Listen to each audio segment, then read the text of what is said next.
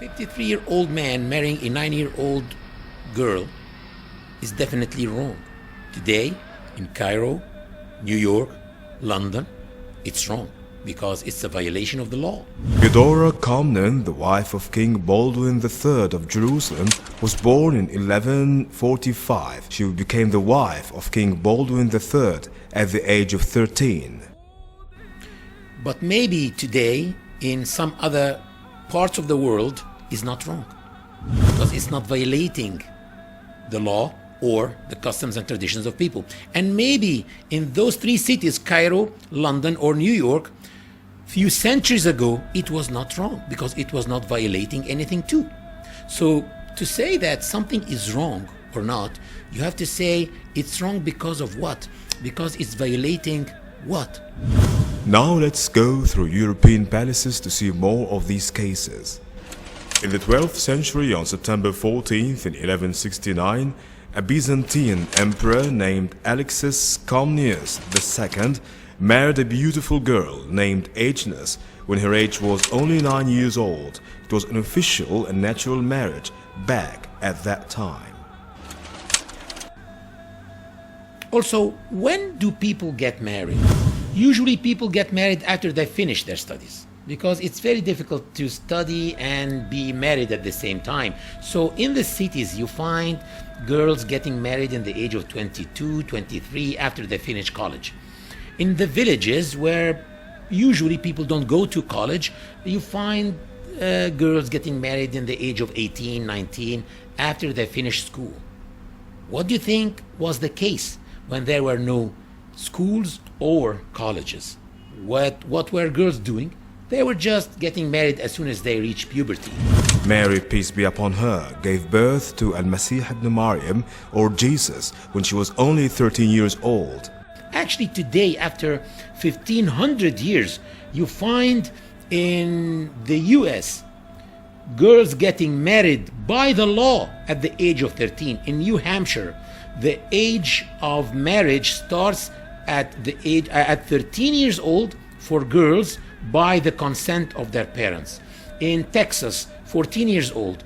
In Missouri and Mississippi, 15 years old by the consent of their parents.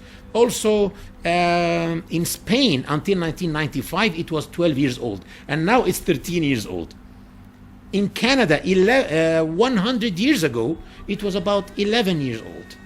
So it's unfair to judge people according to today's laws and customs. You have to judge people whether they were doing something wrong or not according to their own laws and their own customs.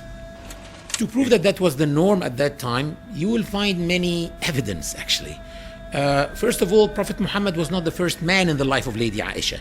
Lady Aisha, in the age of 6, was actually engaged to another man called Jubayr ibn Mut'am ibn Adi. And you will find also that one of his wives were Lady Safiya bint Huyay ibn Akhtab, the daughter of one of the biggest names of the Jewish tribes in Arabia, Huyay ibn Akhtab. And he married her, according to some records, in the age of 14. And he was her third husband. What was her age when she got married to her first husband? Maybe 10, maybe 9, maybe 11. So even the Jews at that time were marrying their girls in that early age. Also, you will find that Prophet Muhammad married Lady Aisha in the age of 6, but he did not consummate the marriage except in the age of 9. So what was he waiting for 3 years? If he was a pedophile, God forbid, or a child molester, he could have consummated the marriage in the age of 6. But what was he waiting for 3 years? Puberty. And some people here may say, and who said that when a girl reaches puberty that she can get married?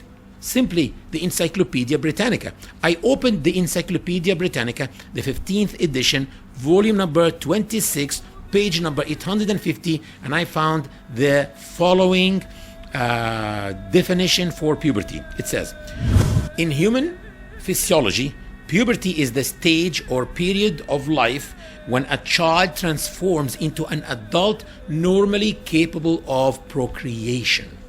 In 1184, Margaret, the Empress of Hungary, got married to Isaac II, the Byzantine emperor, when she was only 9 years old. This is why it's illogical to criticize the marriage of the Prophet Muhammad, peace be upon him, to Aisha, the daughter of the Prophet's closest companion, Abu Bakr.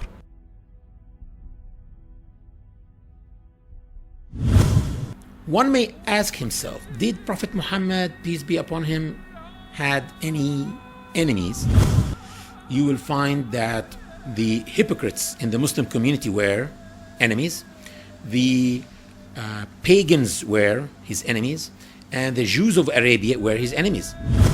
And you will find that they tried by all means to tarnish his image, and they called him all the possible bad names that they can. But they did not say that he was a child molester. Why? Did they forget? That would have been an excellent way to damage this man and this new religion, but they never used it because simply it was the norm to get married to girls at that age at that time. And for those who say that she was a molested child, molested by Prophet Muhammad, peace be upon him, I ask them, do molested children love their molesters? And if you want to read the perfect love story, Shakespeare. We all know this famous British outstanding playwright and his famous play Romeo and Juliet, who reached the age of Juliet, the heroine of this play, was not more than 13 years old. I recommend that you don't read Romeo and Juliet, because actually Romeo committed suicide at the end of the story. Read Muhammad and Aisha. In the very words of Aisha herself, explaining how beautiful this relationship was between her and Prophet Muhammad, peace be upon him. Lady Aisha explains that he used to race with her, and she says that when he used to drink from her glass, he used to make sure that she sees him putting his lips in the same place where she was putting her lips and to drink from the glass. Lady Aisha says that when she used to say, "Oh my God, I have a headache," he used to say, "It's me who can sense your headache in my head." Lady Aisha was so proud that he died in her arms. على رهبته المتبسم اقرأ نبي الله اقرأ وابتهل وبذكر ربك يا نبي